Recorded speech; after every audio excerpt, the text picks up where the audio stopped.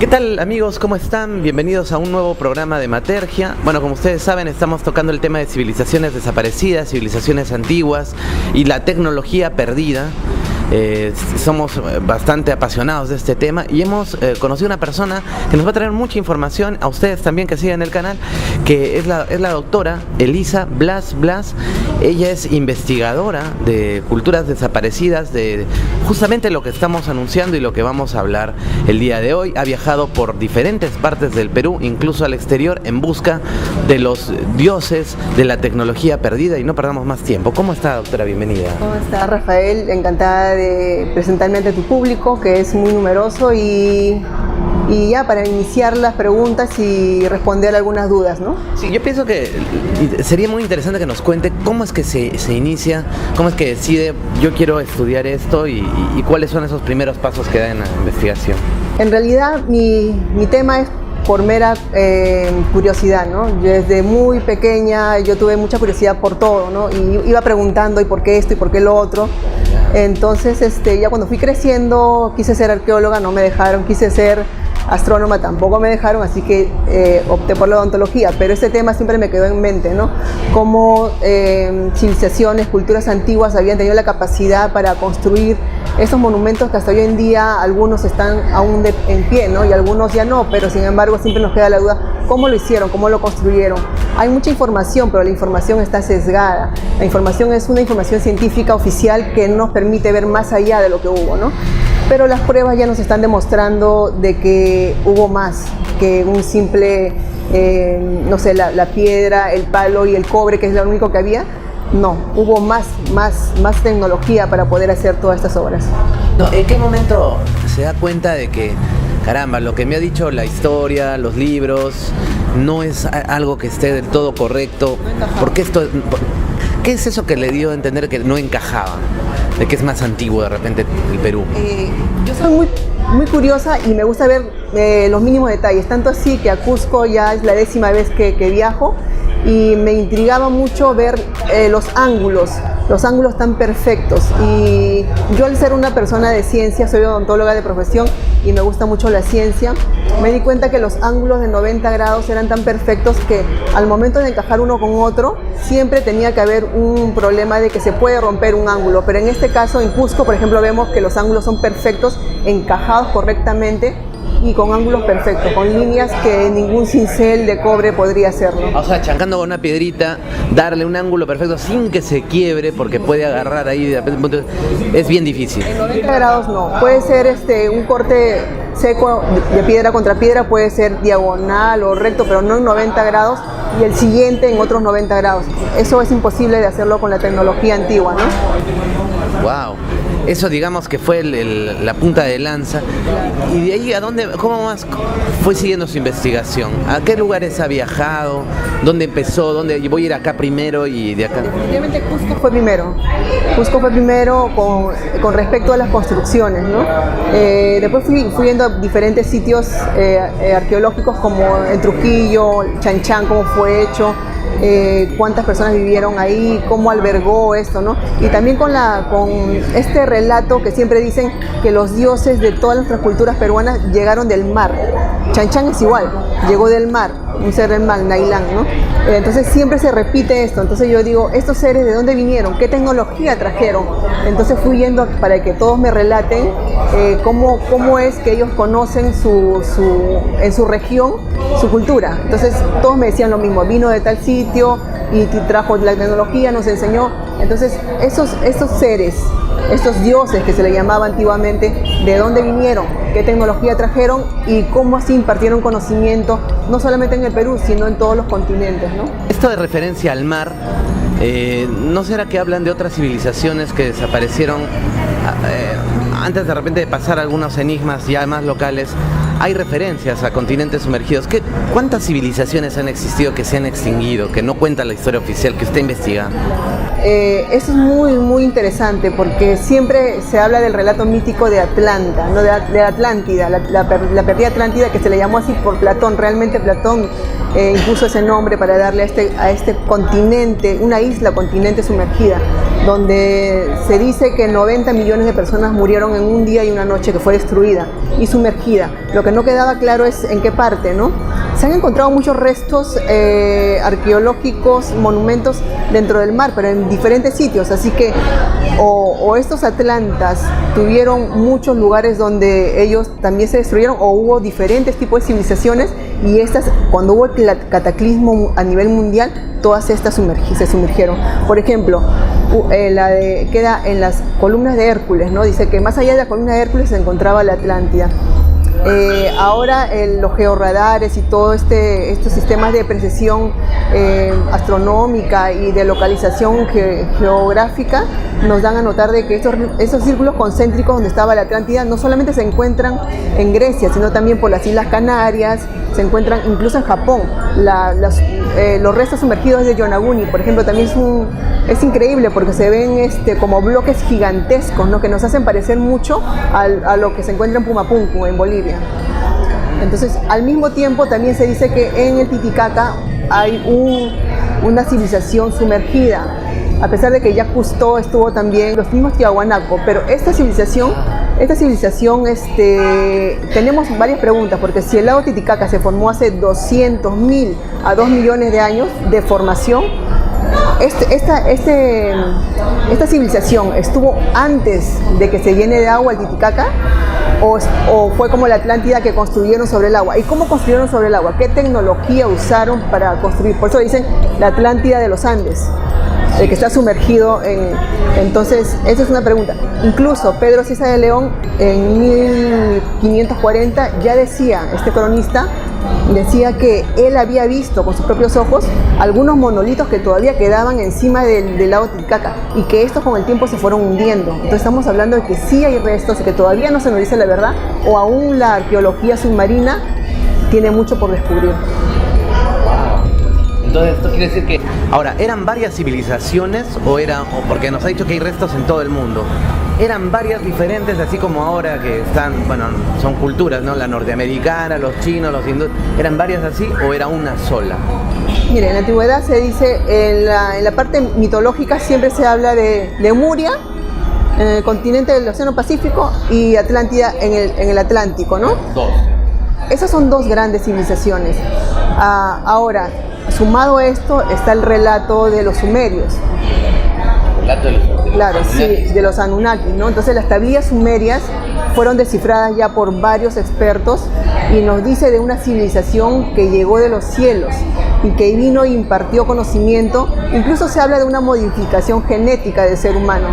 Entonces el ser humano fue modificado genéticamente, y por eso es que encontramos varios grupos sanguíneos, o es que simplemente fue la evolución. La evolución de Darwin ya quedó sesgada porque, en primer lugar, Darwin nunca fue biólogo. No tenía ningún título científico para que él pueda dar una teoría de evolución. En primer lugar, por eso es que nunca creí en la teoría de Darwin, porque yo estudié Darwin y Darwin no tenía ningún título científico. Para empezar eso. Ahora, Darwin dijo que el ser humano como especie llegó hace 200.000 años. En el año 1966, una arqueóloga en México, en Puebla, encontró unos restos de fósiles que dató en 260.000 años.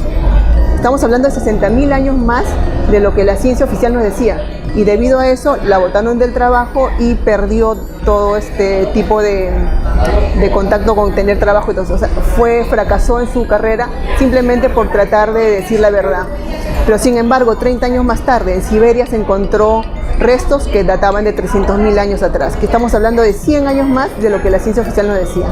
Entonces esto nos lleva a corroborar de que la ciencia oficial está equivocada y que tiene que dar pasos agigantados para poder aceptar lo que se está viendo ahora, ¿no? Que investigadores independientes están descubriendo que la civilización como tal tuvo más tiempo y que tuvo definitivamente un contacto con seres superiores, seres venidos de otro planeta tal vez, seres con un conocimiento y con unos instrumentos y con unas herramientas que hasta hoy en día en el Perú ni en el mundo lo encontramos ni en ningún museo ni en ningún sitio. Definitivamente tuvimos algún tipo de intervención. Aunque ya respondió la pregunta, pero le volvemos a hacer la pregunta. ¿Y qué pasaría con estas civilizaciones?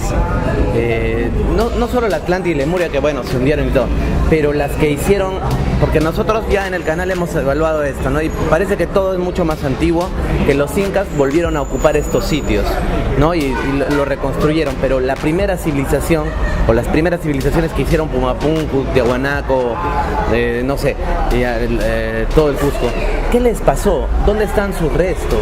¿Cómo eran? ¿Qué sabe de eso, doctora? Esa es una pregunta bien interesante, bien controversial, porque se dice mucho de que sí, hubo esta etapa de la parte antediluviana, ¿no? Antes hubo un cataclismo que arrasó con todos, pero no sabemos qué tipo de cataclismo, ¿no? Que hubo glaciación, sí, que hubo lluvias por años, sí, lo vemos en las pirámides, en la esfinge que tiene estos rastros de que ha pasado por una lluvia constante y ha dejado estas huellas de que ha tenido mucho tiempo con estas lluvias que iban desgastando las zonas. Geólogos ya descubrieron de que fue así, que tiene más de 11.000 años. Pero sin embargo también se habla de una guerra nuclear, ¿no? Estamos hablando ahora de la India, ¿no? De los relatos del Mahabharata, y donde nos dicen que hubo una guerra nuclear. ¿Por qué? Porque el ser humano llegó a tener tanta tecnología que hubo algunos seres que no quisieron que nosotros lleguemos a más y decidieron, igual que pasó en la Torre de Babel, que quisieron llegar al cielo y se destruyó. Siempre ocurre esto, cuando estamos en un nivel superior de tecnología, pasa algo y se nos acaba, se nos destruye, se nos extermina. Entonces, algunos dicen, no, yo siempre digo, teorizo, de que en la India se encuentran en la zona que el Ramayana y todos esos relatos indios dicen que hubo la explosión nuclear. Hay restos de químicos que corresponden a una bomba atómica. Pero a mí se me ha respondido, ok, pero cuando viene un cometa y el cometa cae en la Tierra, también hay este producto químico.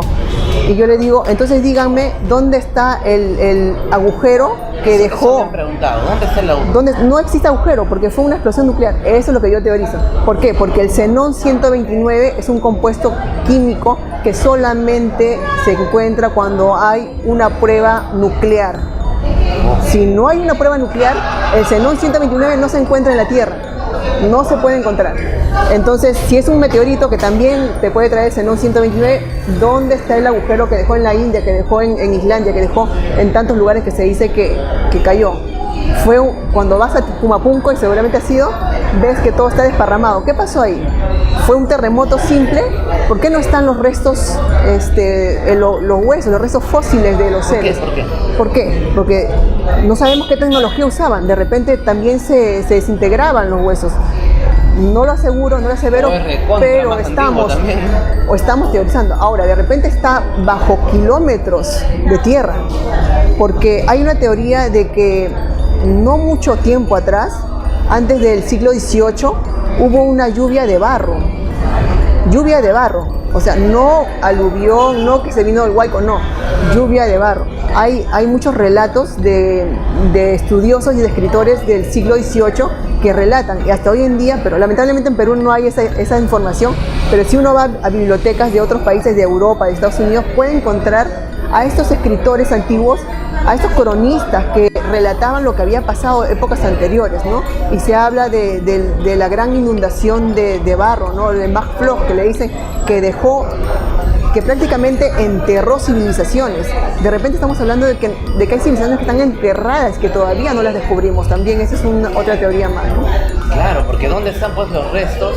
No hay. ¿Qué les pasó? ¿Huyeron? ¿Se refugiaron dentro de la tierra? ¿Qué pasó? Pero bueno, claro, también hay una parte, ¿no? Una parte de los seres que están intraterrenos, ¿no? En las chincanas, o sea, en las chincanas. Por las chincanas de repente te conducen a la Cueva de los Tallos. La Cueva de los Tallos es una prueba ineludible de que eso, ¿no? Pero también la cultura Masma, ¿no? En Marcahuasi, que el gran Rousseau también investigó por años, ¿no? Que dio su vida para investigar, y él decía que tenía contacto con estos seres. Claro, pero porque ahí uno se da cuenta que es como la Esfinge de Egipto, que está así que todo, como que fueran estatuas, pero muy meteorizadas, sometidas a algo, ¿no? Igual uno pasa por algunos cerros y los incas, bueno, y veneraban algunos cerros, y algunos tienen forma de animales, ¿no? Que parecen sí que tuvieran mano del hombre, no fueran solo idea de uno. Ay, qué interesante. Ahora, volviendo al inicio, entonces, también otra cosa que hay que sospechar, que en Perú están muchas de las respuestas, no es solo por estas maravillas, sino que dentro de la ciencia oficial ya se ha reconocido a Perú como el segundo lugar más antiguo del mundo. Primero es Sumeria, creo siempre, ¿no? Y luego está Caral, ¿no?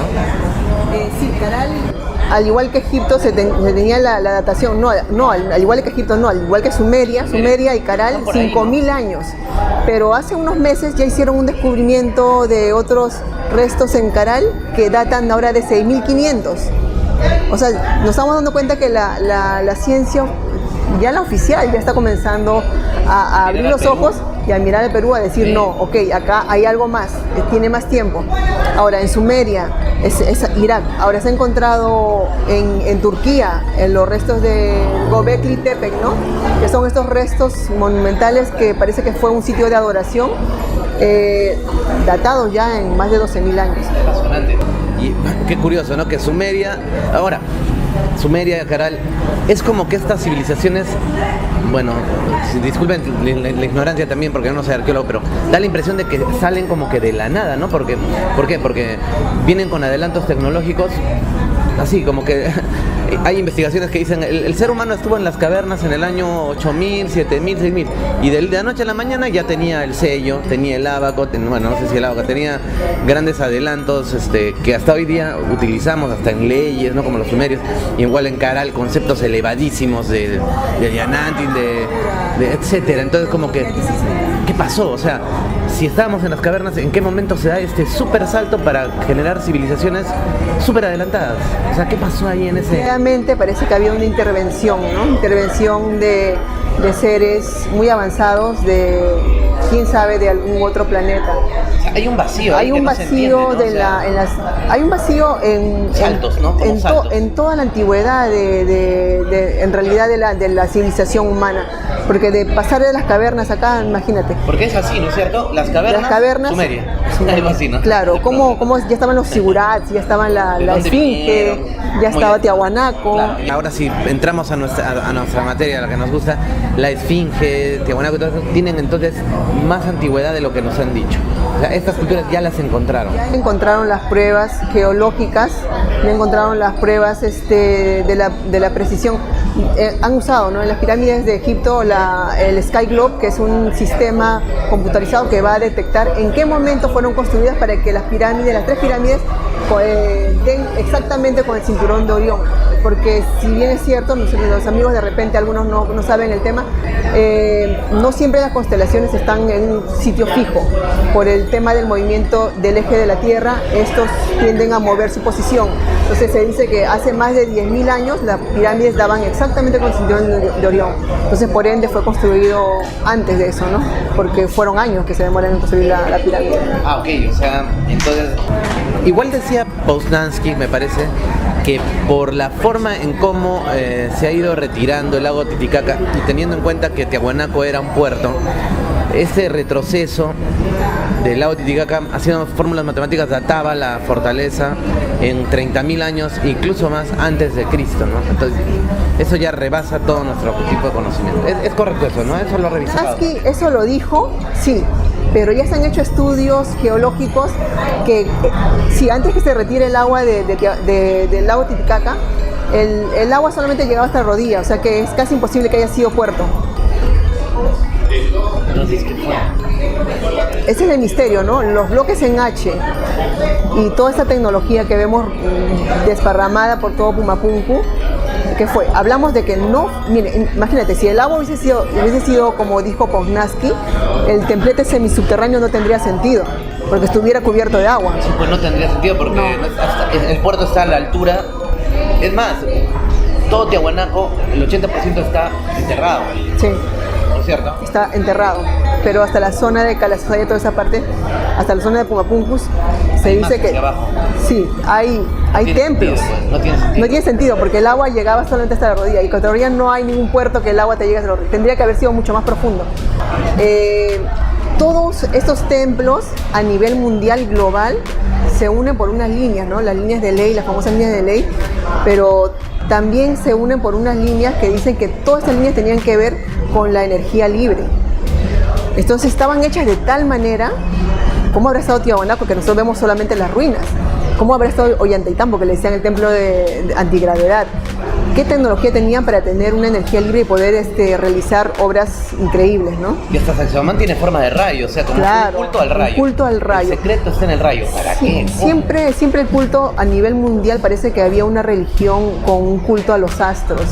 Esta religión era mundial, era global, cosa que se rompió con la llegada de los conquistadores a cada continente y perdimos esa información de ese culto a los astros, ¿no? El mismo Akenatón, cuando llegó a Egipto como gobernante, él quiso instaurar el monoteísmo, ¿no? Ya que revolucionó a Atón, al sol, ¿no? Y él mismo decía que era el enviado, ¿no? Un dios. Tal vez era un dios, porque lo vemos que es grande, tiene otras formas, ¿no? Genéticamente es diferente. De repente era uno de estos seres que venía a gobernar cada continente. Caramba. Ahora, bueno, avanzando un poco más, o sea, entonces ya sabemos de que existieron otras civilizaciones, de que las fortalezas, las ruinas, tenían algunos otros propósitos, pero se han hecho, no toda la ciencia es mala, obviamente la ciencia es lo mejor que le ha pasado a la humanidad, el enfoque es el que hay que cambiar. Ahora, hay un enfoque nuevo, que justo yo la vi en fotos con Renato Longato, viajando por aquí y por allá, hay otros investigadores, y usted, doctora, me comentó algunas cosas interesantes. ¿Cómo van los estudios estudios alternativos científicos que tratan de dar solución a, por ejemplo, cómo hicieron las rocas? ¿Las derretían? ¿Las cortaban con rayos láser? ¿Cómo era? Claro, esta investigación llevó al científico francés Joseph Davidovich a primero en los años 80, finales 70-80, llegar a Egipto y pedir una muestra de uno de los bloques de las pirámides, ¿no? Entonces él en su laboratorio observó en el microscopio electrónico de barrido que da una nitidez pues asombrosa para ver con qué componentes estaba hecho o qué piedra era exactamente eso, y se dio con la sorpresa de que tenía restos orgánicos. ¿Restos orgánicos cómo? Como una piedra podía tener pelos, podía tener uñas y podía tener en el interior burbujas. Cuando una piedra es sólida y no puedes ingresar, no puedes penetrar ningún elemento. Entonces él se dio cuenta de que en la antigüedad usaban una suerte de mezclas que ablandaba las piedras, pero mediante esta preparación, estas piedras eran ablandadas para poder moldearlas y poderlas formar a gusto, ¿no? Con lo que ellos iban a realizar. Esto también no nos quita la duda de que usaron también para hacer tan perfectas líneas como en Cusco, como en Tiahuanaco, ¿no? Y en las mismas pirámides de Egipto, ¿no? Se hicieron, dentro hay bloques de arenisca, de piedras muy duras como el granito. Entonces, ¿cómo fueron perforadas si solamente había la piedra, si solamente había... ¿Qué elementos, qué taladros perforaron todos estas granitos, nuestros bloques de granito? Eso también es una duda. Entonces, esto llevó a Joseph Davidovich a descubrir esto, después, posteriormente, ir a Tiahuanaco, estudiar los bloques en H, estudiar los bloques gigantes que pesan toneladas, y se dio cuenta que ambas piedras eran de diferente compuesto. Uno era de andesita mezclado con un compuesto ácido que le daba un medio para que esto se ablande y poder formar los bloques en H exactos y perfectos. Y los bloques gigantes es de arenisca, son tan gigantes que es imposible traerlos de una cantera a kilómetros de distancia. Entonces estos bloques gigantes fueron hechos ya con un compuesto alcalino, ¿no? Fueron hechos, entonces hubo mezclas de diferentes tipos de compuestos para diferentes tipos de roca. La última vez que estuve en Cusco, incluso nos contaba un señor ya muy de edad, casi 100 años de edad tenía, nos contaba que él en su juventud fue a Sacsayhuamán y vio unas plantas que le decían las plantas bonitas, porque eran unas hojas muy frondosas que él las agarró porque les pareció bonita y lo dejó encima de una roca para agarrar más, y cuando se volteó esta roca estaba derretida. Nomás, o sea, solo con la plata. Pero ahora, entonces, claro, esto ayudaba a derretir, pero ¿qué mezclas usaban para que esto vuelva a hacerse concreto y vuelva a armarse, ¿no? Entonces estamos hablando de que usaban elementos locales con otras fórmulas químicas para poder realizar esos trabajos. En Egipto, por ejemplo, en uno de los compuestos era el natrón, que se encuentra por cantidad en todo Egipto.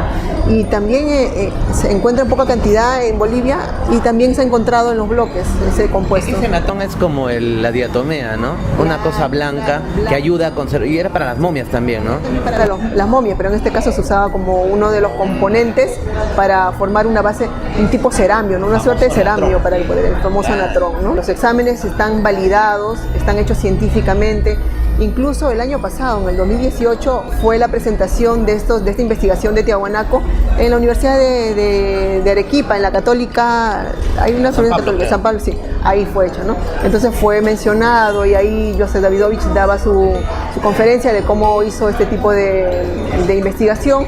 Y él, a pesar de que es un científico ya de avanzada edad, él no se queda ahí, él también quiere ahora venir a investigar a nuestro país. Así que se está programando una visita de Joseph Davidovich para el próximo año, ¿no? Que nos tiene muy emocionados porque va a ser muy interesante. Que viene, sí viene. Sí.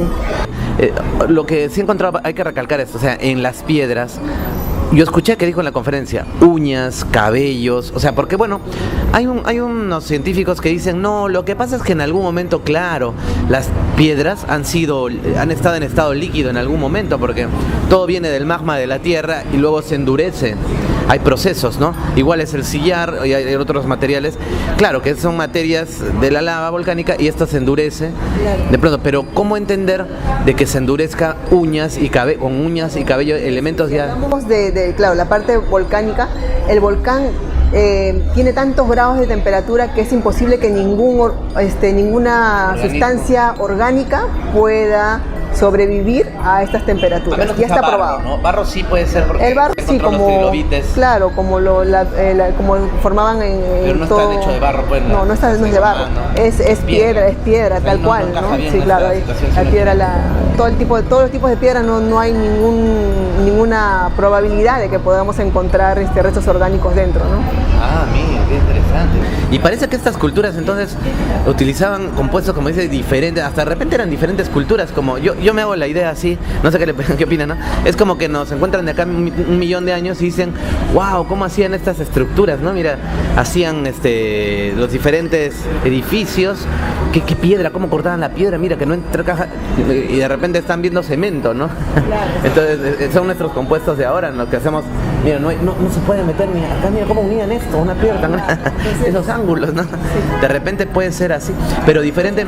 Pero doctora, lo que le decía, la tecnología, ¿no? O sea, lo que nos sorprende es que siempre se nos dijo que el hombre vivía en la prehistoria 5.000 años atrás, y vemos que son estructuras que tienen más de 10.000 años y tienen una tecnología que hasta ahora no es comparada con lo que tenemos actualmente. Yo lo que pienso es que estos seres esta humanidad, esta civilización adelantada, era tanta su tecnología, su avance intelectual, que ellos iban a todos los continentes y descubrían qué medios locales podían usar para hacer eso.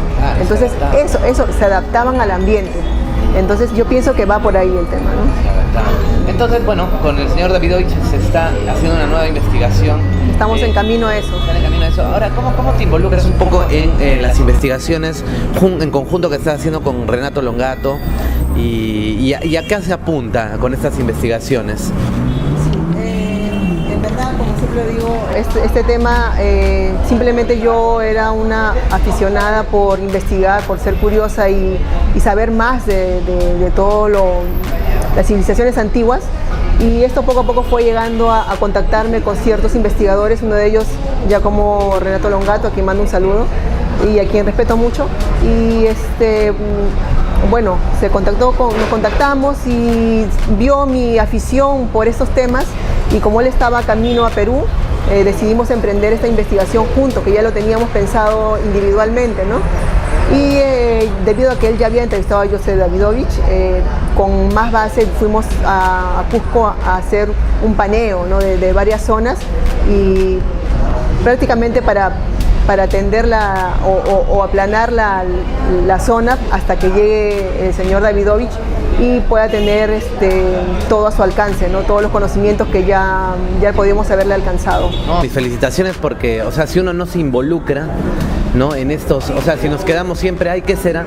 No, ustedes están dando un paso en involucrarse y en hacer el nexo con estos científicos para encontrar respuestas. Bueno, yo encontré un pequeño libro por ahí en unas librerías del Cusco de un señor que hizo, no me acuerdo ahorita el nombre, pero está en uno de mis videos, que él había hecho ya exámenes científicos con o sea, se habían hecho con una universidad de Alemania y habían determinado que la piedra del Cusco, de alguna forma, la habían derretido, la habían vuelto a derretir, pero en este momento, en ese momento de la volvieron sólida, se había perdido todo compuesto orgánico y algunas otras partículas que en la cantera sí está. Es como que la piedra la hubieran, de alguna manera, le hubieran cernido como por un cernidor y la hubieran vuelto como un ladrillo, ya totalmente transformada. Entonces no coincidía la piedra de la cantera, la composición química, con, bueno, hasta ahí con las piedras. Hasta ahí nomás estaba la investigación y eso lo tiene el Instituto Nacional, bueno, el Ministerio de Cultura. Pero ¿qué se espera? Yo digo, para eso ya anexarlo a la historia que están estudiando los niños en el colegio, porque si ya tienen esto, se podría ir dando nuevos elementos para plantear otras hipótesis. La historia va a tener que reescribir todas sus páginas porque hay muchos retos científicos. En verdad, los científicos están en un trabajo constante, sobre todo los científicos alternativos, porque los oficiales son muy tajantes y muy apegados a lo que ellos ya saben, ¿no? Entonces, estos científicos alternativos nos están dando a pasos agigantados noticias de que sí, verdaderamente hemos vivido pues en una falsedad de repente no pensada, pero con estos descubrimientos ya nos estamos abriendo los ojos a que ha habido algo más allá, más atrás, ¿no? Doctor, no quiero sonar agresivo, ¿no? Pero lamentablemente tienen que morir estos arqueólogos, no lo digo en malos sentidos. ¿Por qué le digo? La camada de los arqueólogos oficialistas tiene que morir, porque así fue, por ejemplo, con el descubrimiento de la escritura de los mayas. Muchos jóvenes proponían que los mayas sí tenían escritura y la camada antigua, no digo los antiguos, los mayores, se oponían a esto y tuvieron que morir muchos para que los chicos ya crecieron con mejores investigaciones y plantearon y se reivindicó a los mayas. Igual va a tener que pasar. O sea, no es decirles la muerte. No es la muerte, pero que muera. O sea, tiene que haber una muerte, como decir, intelectual. Una muerte intelectual. ¿No? Que ellos ya pasen a otro lado, ¿no? De repente den paso a las nuevas ideas. Dan paso a las nuevas ideas y a las personas que sí tienen este ánimo de seguir adelante, ¿no? Cada uno podemos investigar por nuestro lado y ayudar a todo esto, ¿no? De repente este es el propósito de todos, ¿no? Encontrar de dónde venimos, cuáles son nuestros orígenes, qué civilizaciones nos antecedieron y quiénes nos dejaron como estamos ahora, como está nuestra civilización actual, ¿no? Doctor, bueno, ya para ir terminando, bueno, podríamos estar hablando horas más también, pero como para ir terminando por esta oportunidad, ¿cómo esto se enlaza con la ufología? Aunque ya lo respondió al inicio, ¿y cuál es su interés con la ufología? Porque hay un interés de parte suyo por la ufología también. Claro, la ufología en verdad inició primero mis investigaciones, ¿no? Es ufóloga entonces. De corazón. De corazón, ¿no? Porque yo siempre he tenido ese bichito por saber de dónde provenimos, ¿no? Esto se enlaza definitivamente porque, como yo explicaba en la conferencia, al no saber estos mecanismos que usaban ellos para perforar el granito, estamos hablando de herramientas industriales con materiales que no se encuentran en la Tierra. Entonces quiere decir que estos seres traían de su planeta o de otros sitios estas herramientas, ¿no? Y no son encontradas acá, ¿no? O sea, se lo llevaron, ¿qué hicieron con eso, no? Ahora, esto se enlaza muy bien con nosotros. ¿Por qué? Porque nosotros en el ADN, para empezar, cuando fue descubierto el ADN, los científicos, los biólogos, Watson y Crick, ellos enunciaron que el ADN no provenía de la Tierra, que el ADN era extraterrestre. Fueron los que encontraron el ADN. Si nuestro ADN es extraterrestre, entonces ¿de qué estamos hablando? Nosotros no solamente somos terrestres, sino que nuestro ADN también proviene de las estrellas, ¿no? Entonces tenemos una conexión definitivamente con otro planeta, con otros seres. Definitivamente hay un nexo muy fuerte con eso. Se habla también de la panspermia, que es cuando los cometas pasan, dejan residuos extraterrestres porque vienen del exterior, y con eso también fuimos formados. Pero ya estamos hablando del ADN, de una tecnología ya científica, biológica, que se nos modificó ¿Qué pasó con esto? Ahora, también se habla del ADN basura, que por años dijeron que hay una parte del ADN que no sirve, pero no es que no sirve, sino que no lo comprenden. Claro, no es que no sirve, es que no se comprende. No se comprende, entonces en esa incomprensión puede estar la clave de nuestra procedencia. Y yo alguna vez escuché en las noticias, estas noticias de ciencias curiosas, científicas, noticias científicas curiosas, curiosidades científicas, que en el ADN se podía guardar información como en los Como un chip. USBs. Sí, como un chip. Y si, bueno, eso es como un juego, ¿no? Pero ¿y qué tal la respuesta a muchas preguntas está en nuestro propio ADN, dormida, oculta, como usted bien dice? Claro. Entonces, toda la información está. ¿Y con qué se abriría esa información? No sé, con la conciencia. O sea, sería interesante como para especular. Sí, cosas. yo creo que el día en que descubran qué es exactamente ese ADN basura, se va a abrir muchos caminos, porque ahora el ADN es una doble hélice, pero se dice que si estudiamos más a fondo, dice que son más hélices que vienen interconectadas. Entonces, de repente, esa interconexión, al descubrirla, va a abrir conciencia, nos va a servir para también contactar con nuestros seres que nos han antecedido.